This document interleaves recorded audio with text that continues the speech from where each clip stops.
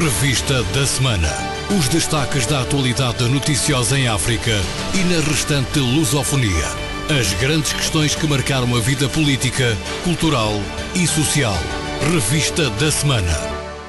Bem-vindos a mais uma Revista da Semana da RDP África, 7 dias da atualidade lusófona em retrospectiva, numa edição de Germano Campos.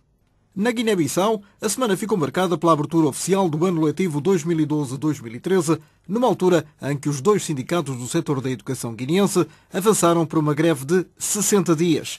Caso se mantenha esta paralisação, a abertura das escolas públicas do ensino básico e secundário só deverá ocorrer em dezembro, perto das férias de Natal, como avança Lamine Marna, em serviço especial para a RDP África. O Sindicato Nacional dos Professores SINAPROF e o Sindicato Democrático dos Professores SINDEPROF exigem do Governo a efetivação da mudança de letra de mais de 1.300 professores, a aplicação do Estatuto da Carreira Docente, a redução do número de alunos por aula e a criação de subsídios de isolamento de primeira colocação e de risco. O presidente do Sindicato Democrático dos Professores, Laureano Pereira, disse à RDP África que as consequências que poderão advir dessa paralisação são da inteira responsabilidade do Governo. Porque o Governo está em cumprimento com as suas obrigações. No que diz respeito à abertura e o fecho do ano letivo, ele é inteira competência do Governo.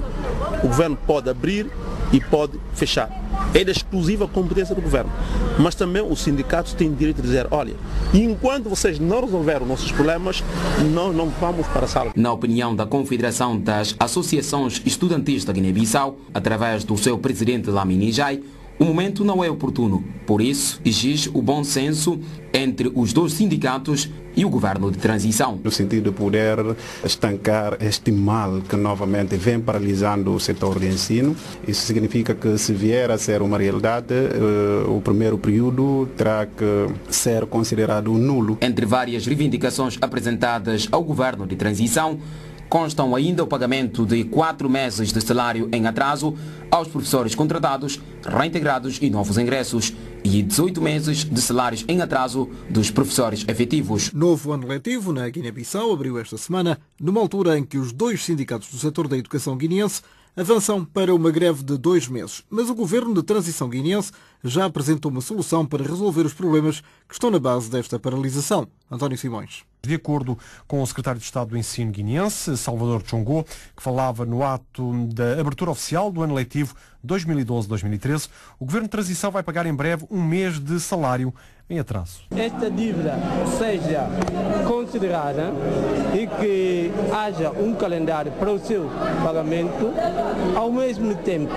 que todos os professores que têm direito à dignidade, a partir do final de outubro, possam receber, juntamente com os seus salários, as dignidades de que têm direito. É esse que é o plano que nós temos para acabar com esse atraso em pagamento. Apesar da promessa feita pelo Executivo de Transição Guineense, o presidente do Sindicato Nacional dos Professores, Luís Nancassa, adverte que o pagamento de 1 mês de salário em atraso é insuficiente para levantar a greve. O professor não tem nada, o professor só vive no seu salário, não tem nenhum outro subsídio. Portanto, o que lhe permite trabalhar como um ser humano é o seu salário.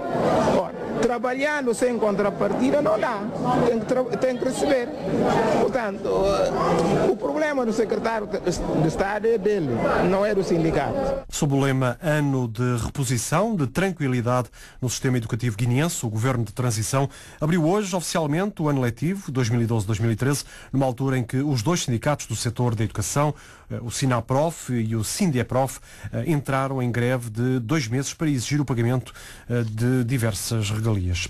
A greve no setor da educação na Guiné-Bissau. Revista da Semana.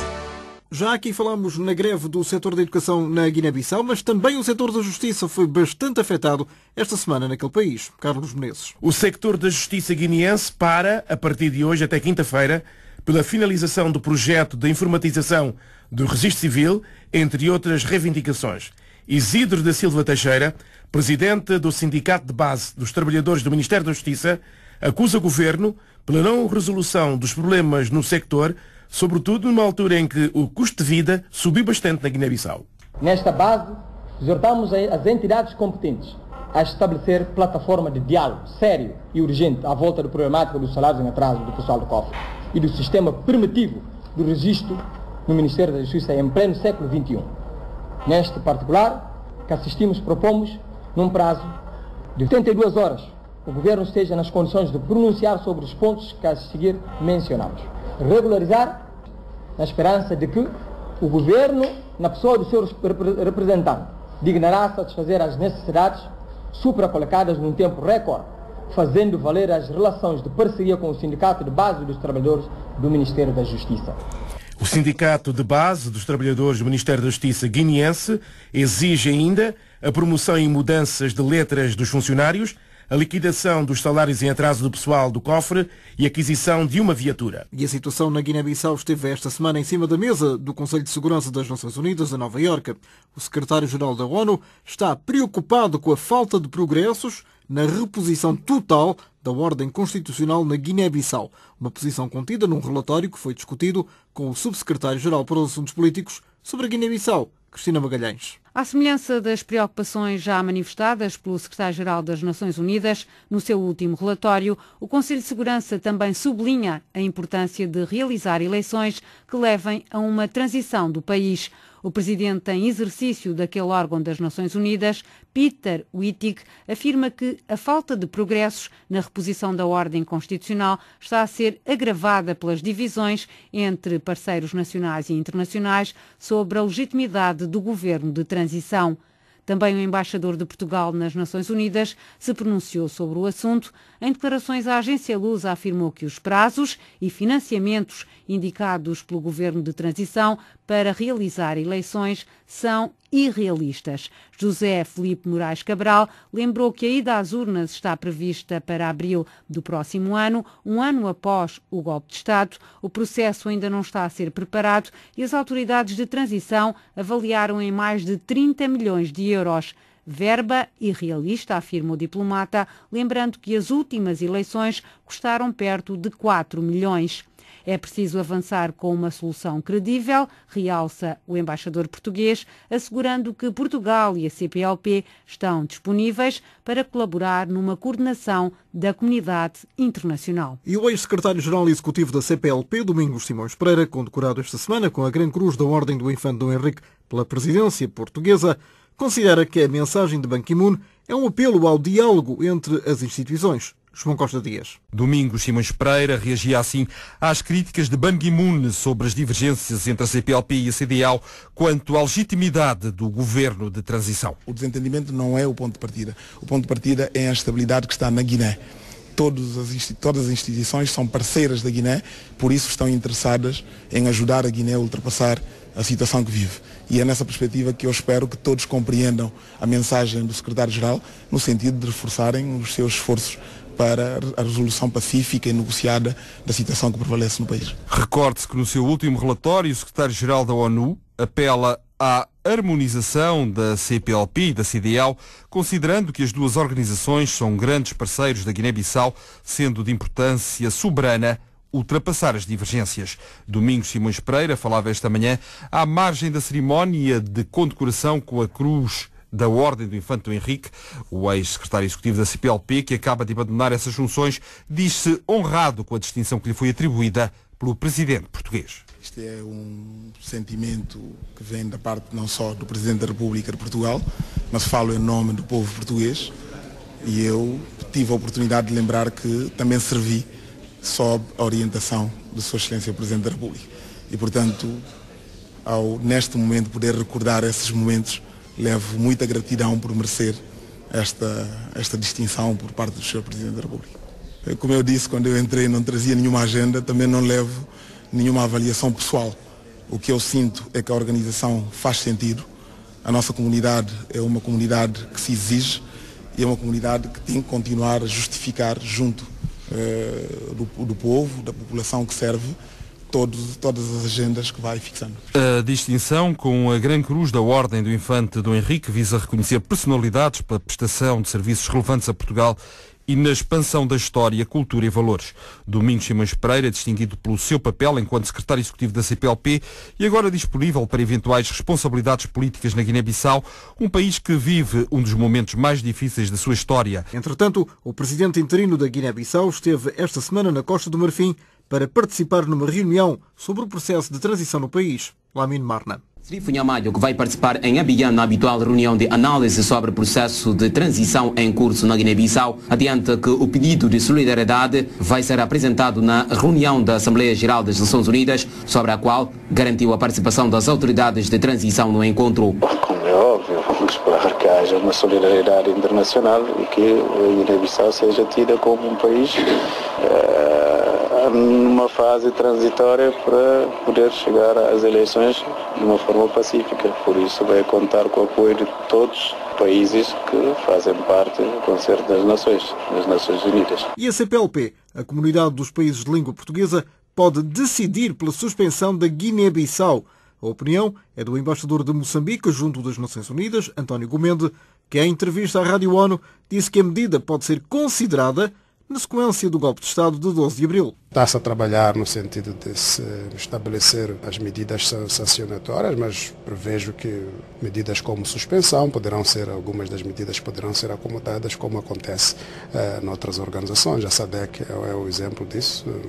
Acabamos de assumir a presidência da SADC, mas no caso de Madagascar, ainda hoje Madagascar continua a ser um membro suspenso da SADC, precisamente porque o governo que está no poder assumiu o poder pela via inconstitucional e na defesa desse princípio, a SADC tem sido rigorosa na aplicação desta sanção e a CPLP poderá emular também este procedimento. Em resposta a esta pretensão, Faustino Imbali acusa a CPLP de estar a zelar pelos interesses de Carlos Gomes Júnior e não do povo guineense. Nós somos membro da CPLP, membro fundador e vamos continuar na CPLP. Se porventura a CPLP, por razões do golpe de Estado de 12 de abril, eu repito, por razões do golpe de Estado de 12 de abril, o que significa que o CPLP, se essa decisão vier a ser concluída pela CPLP, a nossa conclusão é: a CPLP não se interessa do povo de Guiné-Bissau, a CPLP não se interessou do crime de sangue que aconteceu durante os últimos anos na Guiné-Bissau, a CPLP não se interessa dos crimes econômicos que aconteceu durante os últimos anos na Guiné-Bissau, e que o CPLP se interessa de uma só pessoa. E essa pessoa chama-se Carlos Gomes Júnior. Essa seria a nossa conclusão. O chefe da diplomacia guineense, que fazia o balanço dos 100 dias à frente do Ministério dos Negócios Estrangeiros, afirma ainda que a CPLP não se fez representar na Guiné-Bissau para tentar encontrar soluções desde o golpe de Estado de 12 de abril. Entretanto, o PAIGC, partido afastado do poder na Guiné-Bissau, comemorou esta semana 56 anos e chamou a atenção para a situação no país decorrente do golpe de Estado de abril passado. O PAIGC informa ainda que o povo guineense está cansado de ouvir discursos incendiários que perigam a paz, a estabilidade e que contrariam a unidade dos guineenses. No entender de Soares Sambu, membro do Biro Político desta formação política, o momento que o país atravessa dispensa certos tipos de discursos. Portanto, o PAIGC não iria comentar nem alimentar polêmicas em relação a isso.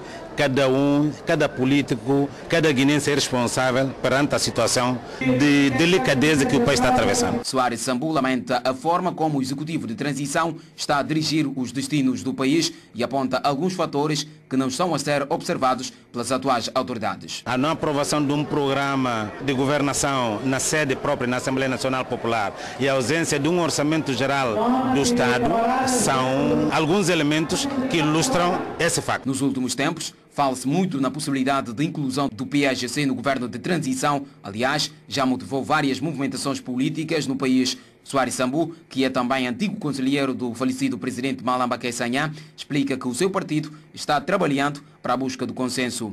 Se isto poderá significar integrar um órgão ou outro, naturalmente que o PAIGC o faria com bastante humildade, mas com o sentido de responsabilidade que nesse momento o país exige. Revista da semana.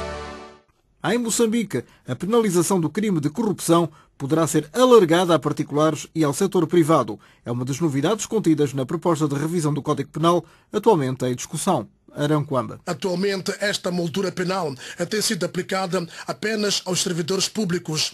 A nova proposta de revisão do Código Penal em debate no país pretende endurecer as medidas contra o crime de corrupção.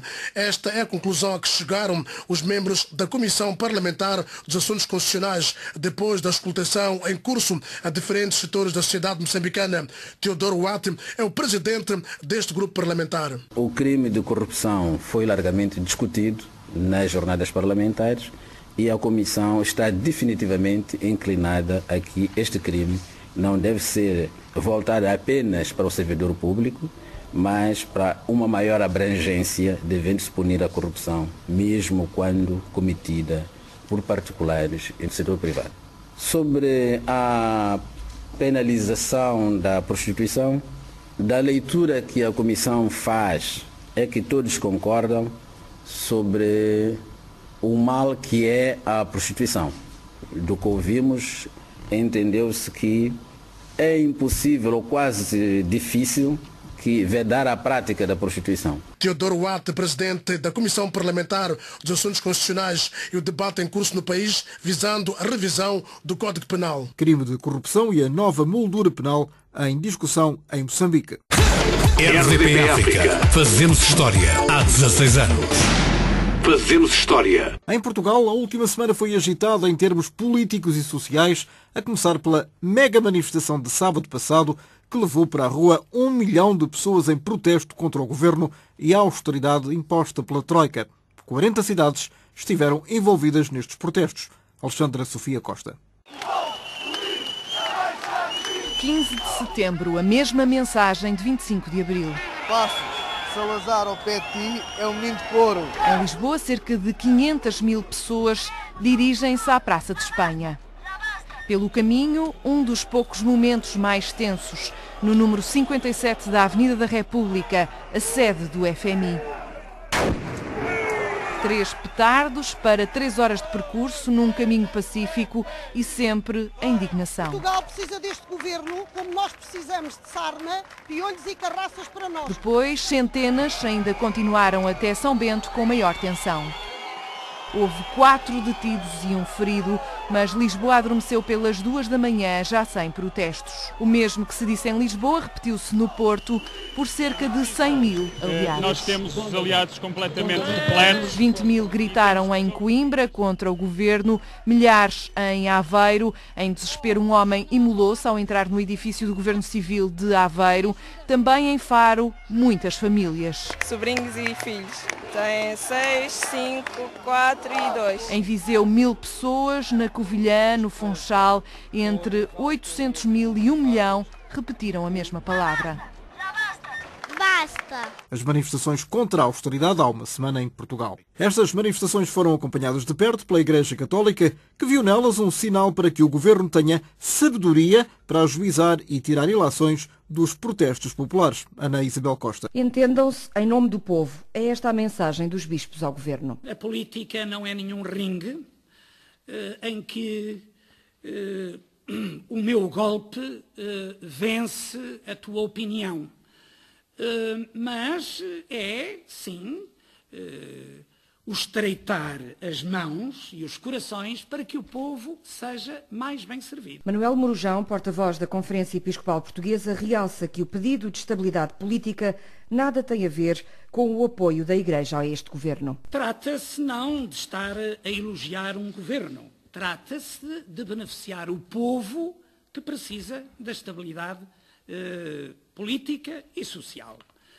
Por isso, eu acho que há esta ginástica que todos precisamos de fazer, mas particularmente quem nos governa, para que não se quebre um acordo sociopolítico para bem da nação. Atenta às manifestações de sábado, a Igreja espera que o governo também saiba interpretar os sinais. É uma interpelação forte a quem nos governa, que tem a última responsabilidade do destino da nação e das medidas que achar por bem propor para a solução da crise.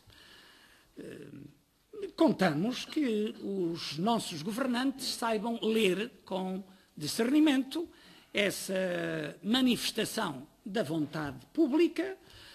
Não são um decreto real, mas são uma auscultação da opinião pública e, certamente, com sabedoria, os nossos governantes hão de saber interpretar esse forte sinal. Os bispos que compõem o Conselho Permanente da Conferência Episcopal dizem não ter soluções técnicas para resolver a crise, mas apontam valores e critérios a seguir numa nota pastoral intitulada Missão da Igreja num País em Crise. Um desses valores é a sobreposição do bem comum ao individualismo, outro, o direito ao trabalho. O apelo dos bispos portugueses. Entretanto, o secretário-geral do Partido Socialista só admite regressar ao poder pelo voto dos portugueses. Entrevistado esta semana na RTP, António José Seguro explicou que prefere que o atual governo promova a unidade nacional do que ouvir falar na necessidade de um governo de salvação nacional. O Partido Socialista voltará ao governo por vontade dos portugueses. Se houver alguma ruptura na coligação, a responsabilidade é da exclusiva responsabilidade do PSD e do CDS.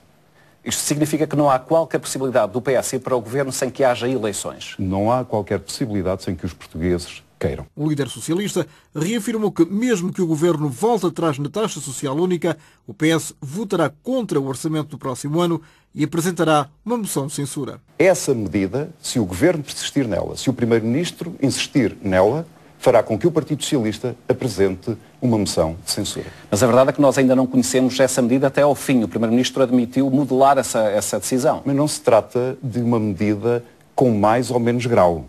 Trata-se do princípio. É inaceitável, e falo em nome, estou convencido, da esmagadora maioria dos portugueses, que se ponham os trabalhadores a financiar as empresas. A entrevista à RTP de António José Seguro, o secretário-geral do Partido Socialista Português. RDP África. Estamos todos juntos há 16 anos. Moçambique é o país que, no conjunto dos PALOP, mais atenção dá ao ensino de pessoas com deficiência. As palavras são de Isaú Menezes, assessor do Ministério Moçambicano da Mulher e da Ação Social, que participou na 5ª sessão da Convenção das Nações Unidas sobre os direitos das pessoas com deficiência. Ouvido pela Rádio das Nações Unidas em Nova Iorque, Isaú Menezes destacou os avanços na luta pelos direitos das pessoas com deficiência em Moçambique. Em Moçambique, por exemplo, a questão do ensino já vem sendo tratada há bastante tempo. A primeira escola para pessoas cegas, portanto pessoas com deficiência visual, surgiu em 1969, mas uns 3 anos antes surgiu a escola para surdos, portanto em 1965. Isso prova que a preocupação do ensino de pessoas com deficiência já remonta a mais de 3 décadas em Moçambique. Devo referir que no conjunto dos países africanos de língua oficial portuguesa, Moçambique é aquele país que tem um nível de desenvolvimento que diz respeito a ensino para pessoas com deficiência um tanto ou quanto mais sistematizado e desenvolvido. Também é importante referir que em 2007, no sentido de melhor se preparar para a planificação de ações no âmbito da deficiência, o Instituto Nacional de Estatística incluiu no censo que realizou neste ano, portanto em 2007, alguns questionários que visavam organizar estatísticas da área da deficiência. É nesta conformidade que se constatou que existia em Moçambique, nessa altura, quando a população era de 20 milhões, cerca de 475.011 pessoas com deficiência. Deste conjunto de pessoas com deficiência, cerca de 35,5% são pessoas com deficiência física e cerca de 9% são pessoas com deficiência auditiva, ou melhor, 12% de pessoas com deficiência aditiva e 9% com deficiência visual.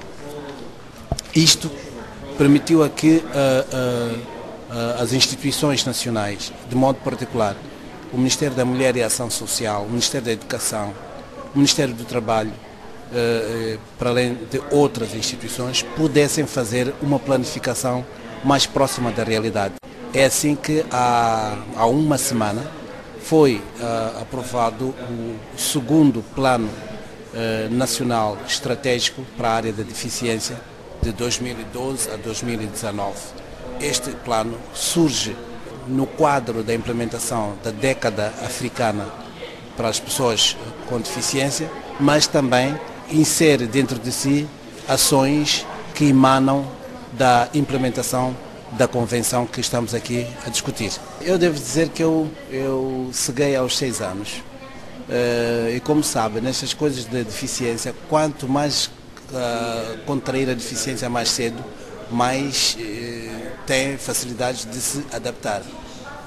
Confesso que eu costumo dizer até a algumas pessoas que se neste momento eu voltar a ver, vou ter mais dificuldades do que agora, porque terei que reaprender uma série de modos de vida, terei que reaprender a escrita e por aí fora.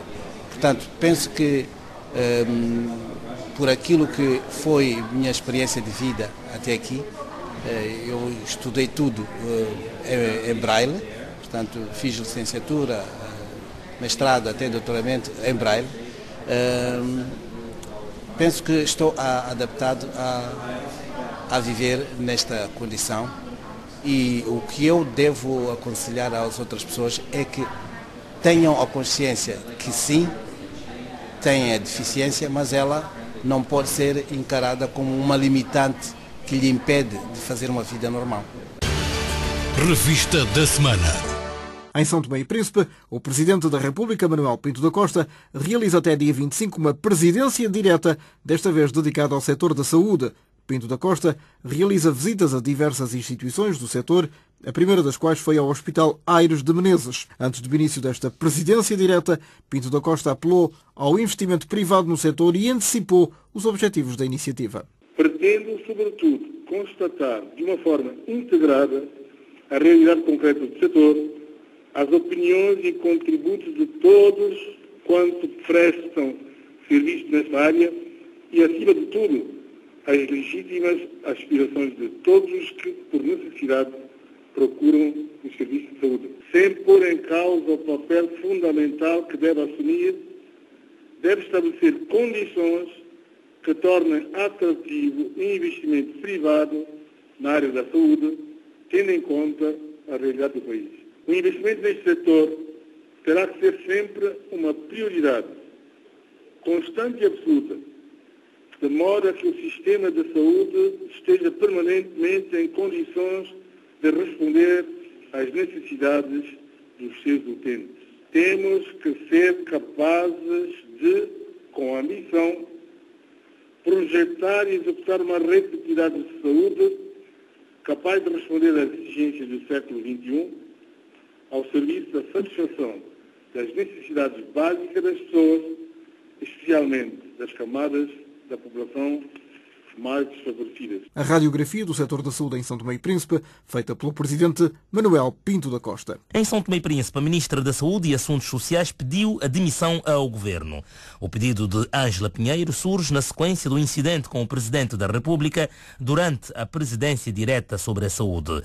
Segundo fonte da RDP África, junto do Governo, o pedido da Ministra da Saúde já foi aceito. Patrício Trovoada confirmou o pedido de demissão da Ministra da Saúde e Assuntos Sociais e disse à imprensa que a ministra evocou questões pessoais para se demitir do cargo. A ministra da Saúde, de facto, essa tarde mandou uma carta a pedir a sua demissão do governo.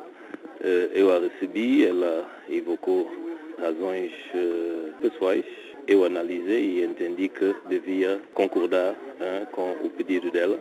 E agora as coisas estão a seguir os seus trâmites. O certo é que o pedido de demissão de Ângela Pinheiro foi entregue ao Primeiro-Ministro 48 horas depois da ministra ter abandonado o Presidente da República durante uma presidência aberta ao setor da saúde. O incidente, que terá provocado mal-estar na Presidência da República, poderá estar na origem da decisão de Ângela Pinheiro. RDP África. Fazemos história há 16 anos. Fazemos história. O Tribunal Constitucional de Angola validou esta semana o resultado das eleições do passado dia 31 de agosto. Mas a UNITA, Jerónimo Muniz, afirmou que vai recorrer da decisão. O Tribunal Constitucional considerou que o processo eleitoral angolano foi livre, transparente, universal e justo, apesar do que classificou como constrangimentos na organização do processo eleitoral, designadamente nos prazos e credenciação dos representantes dos partidos nas assembleias de voto. O Tribunal Constitucional angolano acrescentou que, em conformidade com o previsto na Constituição e na lei, deverão ser impulsados agora o Presidente da República, José Eduardo Santos, o Vice-Presidente da República, Manuel Vicente, e os deputados eleitos. Apesar da decisão do Tribunal Constitucional, a UNITA anunciou que vai apresentar novo recurso. O anúncio foi feito aos jornalistas pelo mandatário José Pedro Caxiungo. A UNITA não vai ficar por aqui. Vamos introduzir um novo processo no Tribunal Constitucional, agora a pedir que o Tribunal se pronuncie sobre a inconstitucionalidade de alguns atos, quer da CNE, quer do próprio Executivo. Ficou claro, e temos aqui várias provas, que muitos dos atos do Executivo e da própria CNE feriram gravemente a nossa Constituição.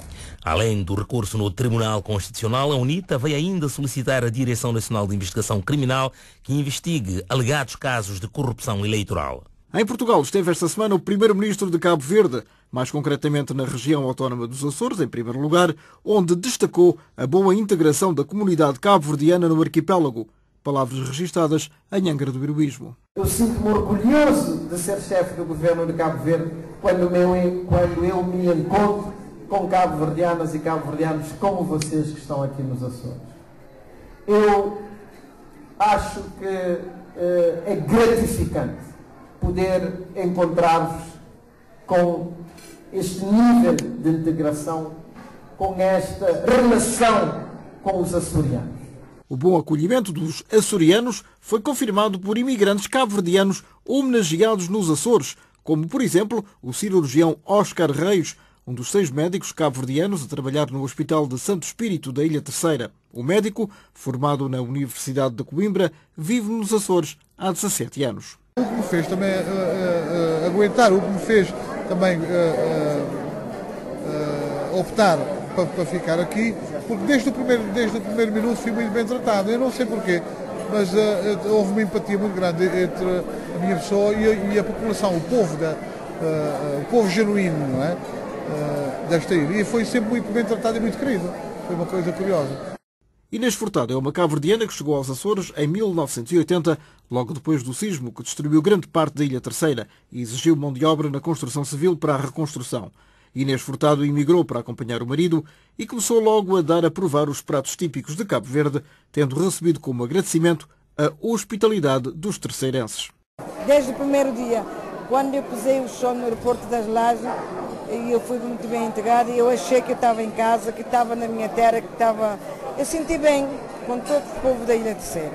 Eu não tenho palavra para agradecer toda a gente da Ilha Terceira e das outras ilhas também. A boa integração da comunidade de Cabo Verde nos Açores. A seguir aos Açores veio o continente. O primeiro-ministro de Cabo Verde visitou a Fundação Champalimau, em Lisboa, em busca de formas de cooperação, nomeadamente na área da oncologia, já que disso os casos de cancro têm aumentado no arquipélago. Os casos têm aumentado, há muitos jovens também com casos de cancro e em situações muito difíceis e nós estamos à procura de alternativas. Eu quis fazer esta visita para ver a Fundação, os seus ganhos, as soluções que apresenta e fiquei de veras impressionado. Nós vamos trabalhar com o Ministério da Saúde de Portugal, o Ministério da Saúde de Cabo Verde e aqui a Fundação Champalimau para ver se conseguiremos não só a formação de médicos cabo-verdianos, a investigação também aqui, mas também o tratamento na área da oncologia. É basicamente isso, procura de novas soluções e procurar instituições de excelência que têm já tratamento de ponta em alguns domínios sensíveis, como é o caso da oncologia. E a próxima Cimeira Portugal-Cabo Verde vai realizar-se ainda este ano no Mindelo, na Ilha de São Vicente, em data por definir. Revelação de José Maria Neves, depois de um encontro que manteve com o seu homólogo português, Pedro Passos Coelho. Está confirmada a cimeira, realizar-se-á este ano. Falta só aferir a data em Cabo Verde.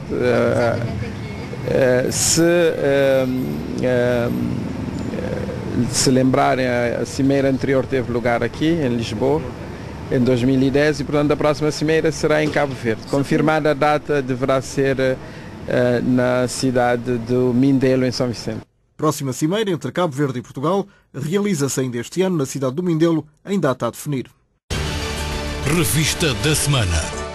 O navio Escola Sagres é considerado o grande emblema e símbolo de Portugal nos mares de todo o mundo.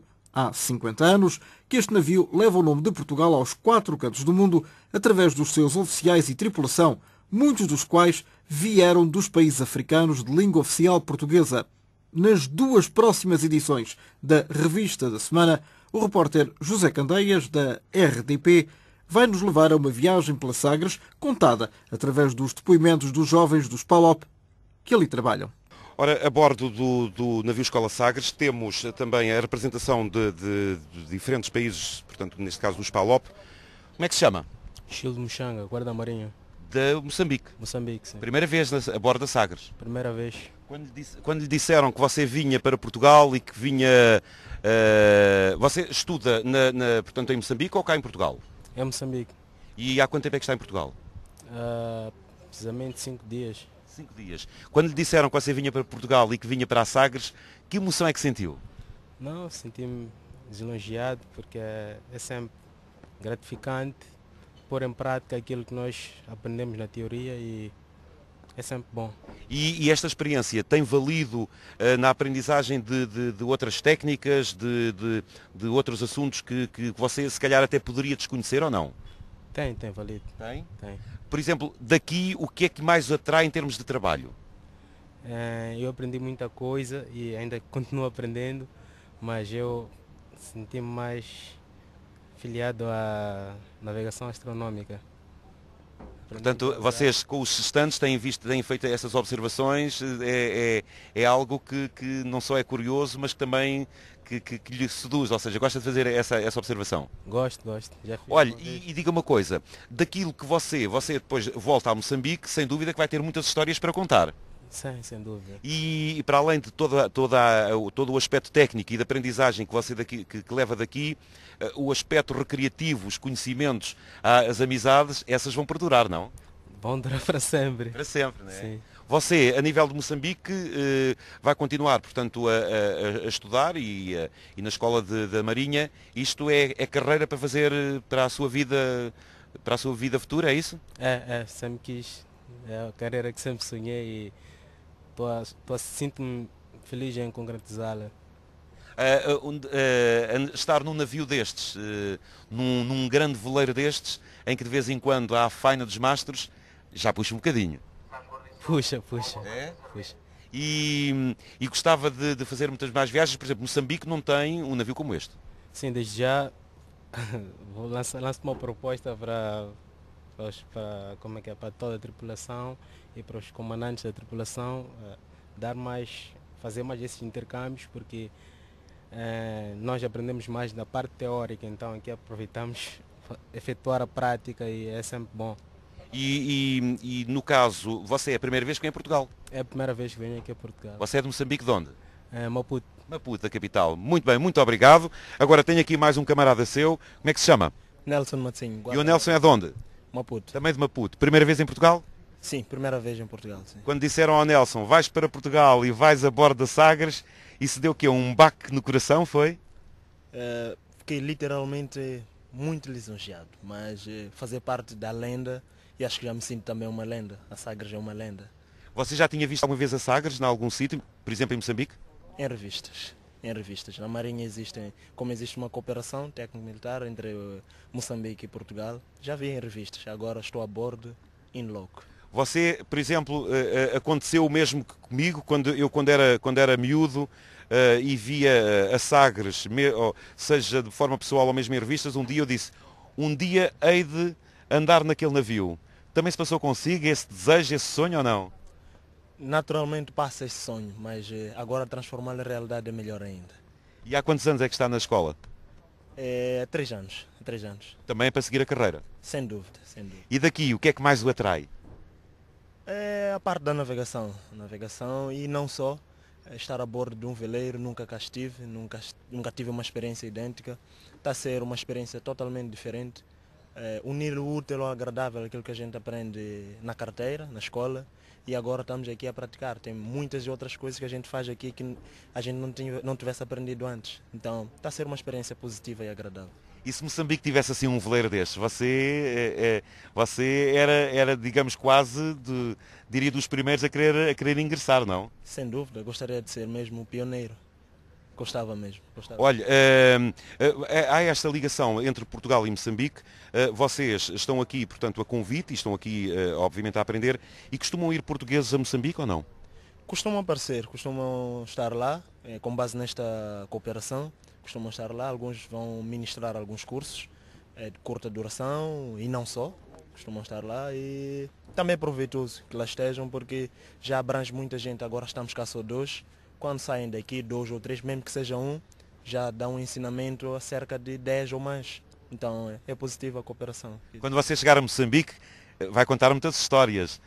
Há assim alguma história, algum facto que você esteja desejoso de contar, por exemplo, à família? Como é que é? Sem dúvida, agora vou contar a realidade, porque muitas vezes contamos histórias que por vezes são fictícias, mas desta vez espero que eu encarne esse personagem a contar a história em primeira mão e oxalá que um dia a Sagres passe por Moçambique. Seria agradável vê-la por lá e está sendo muito bom. Olha, para além do aspecto técnico e da aprendizagem, foi aquilo que eu também já aqui perguntei ao seu camarada e ao seu conterrâneo, os momentos de lazer, a parte social, os contactos com colegas que ainda por cima estão aqui de outros países, isto tudo é muito bom, é tudo muito positivo, ou seja, ficam laços de amizade para o resto da vida, não, Nelson? Sem dúvida, eu sou moçambicano, faço parte dos PALOB, tem aqui representatividades. Estamos aqui com países como Argélia, uma língua diferente, eu não sei falar, mas já acompanho algumas palavras. E não só, estamos também com alemães, não só, o país inteiro, ou o mundo inteiro está aqui a bordo. Está a ser diferente, está a ser diferente. Quando é que volta para Moçambique? A viagem está prevista para sensivelmente a 10 do próximo mês, neste caso de agosto. Mas enquanto isto durar, se pudéssemos ficar, vamos ficar por mais tempo, a aprender neste caso. Claro. Sim. Olha, e em Moçambique, em Maputo, deixou apenas a família, quando digo família, pais e irmãos, ou deixou a cara metade? Sem dúvida, a cara metade está lá, deixei lá ela. Como é que ela se chama? Sheila Nazaré. Sheila! Olha, até quando lhe disse que você, quando ela soube que você vinha para Portugal e nesta temporada, ela ficou triste ou ficou orgulhosa de ter um grande namorado? As duas. Ela já começa a se habituar com esta situação de viagens para cá, porque não é a primeira viagem que eu faço para fora do país, a trabalho. Há naturalmente sempre aquele frio. Tu te vais ficar muito tempo, mas bom, tenho que cumprir, tenho um dever a cumprir. E ela também faz parte do ramo de navegação, embora não seja militar, é civil. Eu acho que ela entende. Ela percebeu bem? Sem dúvida. Quando é que foi a última vez que falou com ela? Foi no dia 7 deste mês, depois que desembarcamos, conseguimos cá arranjar os contactos, os números cá de Portugal, para ligar para Moçambique. Portanto, daí até agora ainda não falou mais com ela? Não, como estamos aqui, estamos sem rede e a comunicação é difícil. Quem sabe, assim que atracarmos... Quando chegarmos ao Funchal, o que é que você vai contar? Tem saudades dela, mas que gosta de estar aqui? Logicamente. Tenho saudades dela e... Quando eu lá chegar a gente mata as saudades, agora é o momento de trabalhar. E isso de matar as saudades quando lá chegar a gente não precisa de saber. Muito obrigado, Nelson. E você, de quanto lá, quando você deixou em Maputo, quê? Também namorado ou não? Eu deixei namorada e filha. Tem uma filha? Então as saudades aí são diferentes. Que idade é que a filha tem? 16, completa 2 anos. Muito bem, como é que se chama a filha? Alana Rinzela. E a namorada? Hortência Lubélia. Muito bem. Então e qual foi, quando você disse, olha, vou para Portugal, vou andar na Sagres, ela ficou assim, tipo com o coração apertadinho, mas disse, vai porque é o teu sonho, não? Naturalmente ficou cabisbaixa, mas depois ela sabe muito bem qual é o objetivo que eu tenho a alcançar e respeita isso como eu respeito aquilo que é a privacidade dela e deu-me forças. E você também, tal como o seu camarada falou com ela quando chegou a Portugal, e até agora ainda não falou mais? Não, por causa aqui estamos sem rede, naturalmente não dá para falar. Quando chegarmos ao Funchal, vai querer falar com a sua filha? Certamente que sim. É? Muito bem, muito obrigado. A representação dos Palopes a bordo do navio Escola Sagres, a segunda parte desta reportagem de José Candeias, será transmitida de hoje a uma semana, na próxima edição da Revista da Semana da RDP África. RDP África. Fazemos história há 16 anos. Fazemos história. Caiu o pano sobre o 18º Festival de Teatro Mindalacte em Cabo Verde, com a presença inédita do presidente Jorge Carlos Fonseca, que esteve na plateia do Centro Cultural do Mindelo. Porém, o festival prosseguiu esta semana no Centro Cultural Português, mas da cidade da Praia. João Pereira da Silva. 42 peças para diferentes palcos e públicos, 9 dias em que a cidade do Mindelo foi a capital africana do teatro. Em 2012, o Mindalacte chega às 18 edições consecutivas, uma pluralidade de espetáculos que fazem deste evento um festival maior. Daí que este festival se tenha afirmado sempre como um festival de teatro, embora muitas das propostas que nos são apresentadas possam ter ou serem feitas por companhias, grupos ou pessoas que à partida são grupos de dança ou que são músicos, etc. João Branco, coordenador geral e diretor artístico do Mindalacte. Em 2012 foi um ano da afirmação. Esta edição foi, acima de tudo, um manifesto cultural. Se nós ouvirmos todas as entrevistas que foram feitas, não questionados pelos jornalistas, você não ouviu a palavra crise sair da boca de ninguém. A crise terá passado ao lado do festival, numa edição que fechou com a representação do Teatro Pícaro de Itália, com a fábula Buffa, uma comédia inspirada na tradição popular italiana.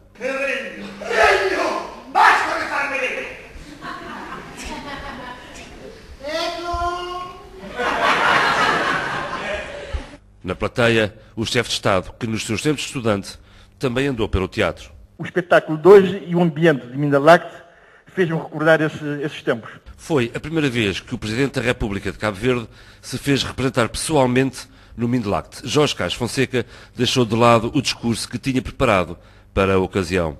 Este ambiente é fantástico, é formidável. Foi realmente estimulante ver esta sala toda com aplausos permanentes e que eram sinceros, eram espontâneos. O Mindalacte prossegue agora na cidade da Praia ao longo desta semana com representações no Centro Cultural Português. Mindalacte 2012 fechou as portas no Mindelo, mas prosseguiu esta semana no Centro Cultural Português da cidade da Praia. Revista da Semana. E está assim concluída mais uma edição desta Revista da Semana da RDP África, uma emissão de Germano Campos, que volta de hoje a uma semana à mesma hora. O cantor Luís Góis, de 79 anos, uma das referências da canção de Coimbra, morreu hoje em Mafra, nos arredores de Lisboa, disse à agência Lusa o músico Manuel Alegre de Portugal. Nascido em 1933 em Coimbra, Luís Góis, Fernando de Sousa Pires de Góis, licenciou-se em Medicina. É preciso acreditar que o sorriso de quem passa é um bem para se guardar, que é luar o sol da graça que nos vem iluminar, com amor a lumiar. É preciso acreditar que a canção de quem trabalha é um bem para se guardar, que não há nada que venha a vontade de cantar, a qualquer hora cantar. Luís Góis, Luís Fernando de Sousa Pires de Góis, licenciou-se em Medicina, tendo exercido a profissão de médico-dentista em paralelo com a carreira artística. O músico Manuel Alegre Portugal referiu que Luís Góis gravou na década de 50 com os músicos Carlos Paredes, João Bagão e António Portugal e gravou o álbum Serenata de Coimbra, que é ainda hoje o disco português mais vendido. Ouvimos então, em fundo, Luís Góis, É Preciso Acreditar.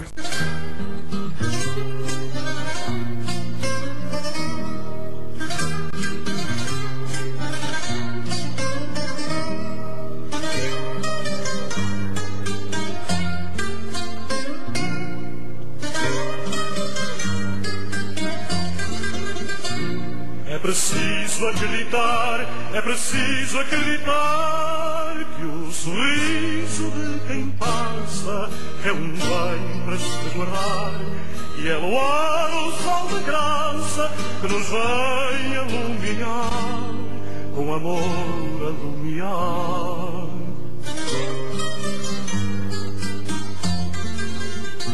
É preciso acreditar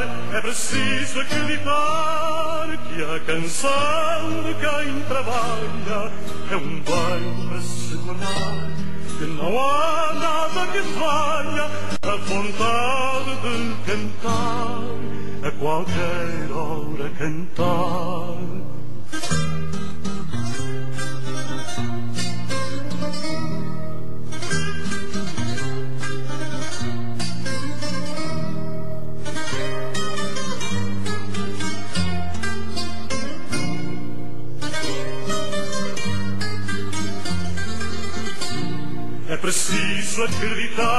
É preciso acreditar que uma vela ao longe solta é um bem para se guardar, que se um barco parte ou volta passará no alto mar, e que é livre o alto mar.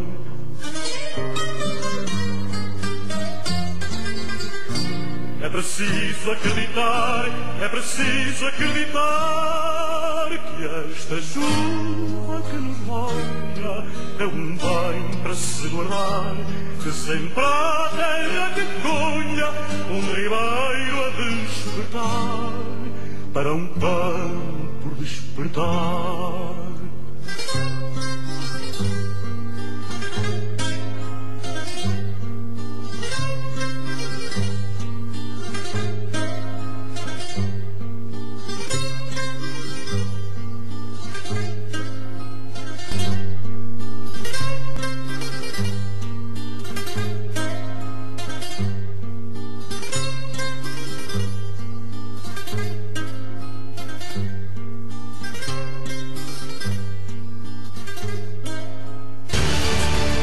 Revista da Semana. Os destaques da atualidade noticiosa em África e na restante lusofonia. As grandes questões que marcaram a vida política, cultural e social. Revista da Semana.